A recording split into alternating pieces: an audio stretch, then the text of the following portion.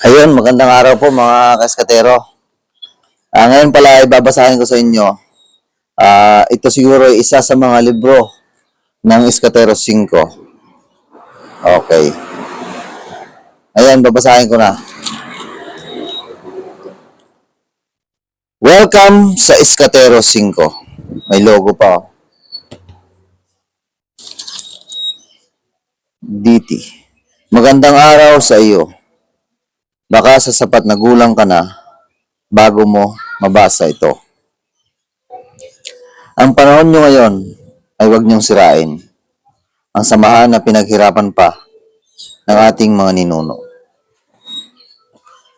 Matagal na panahon bago natin nakamit ang ganitong panahon na halos kapareho ng langit.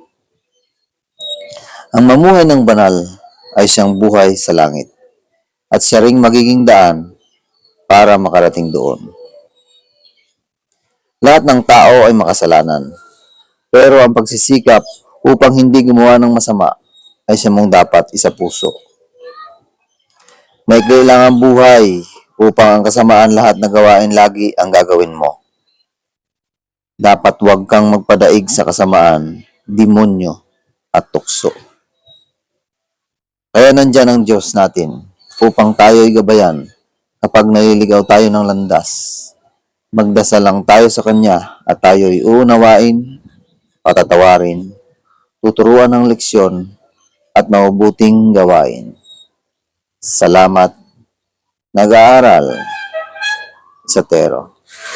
So, ayun po isa ito sa mga libro ng Eskatero 5. Tune in lang po kayo. Salamat.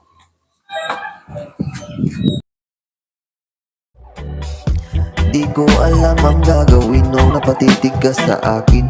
Naalala ko ang iyong bango ng pawis mo.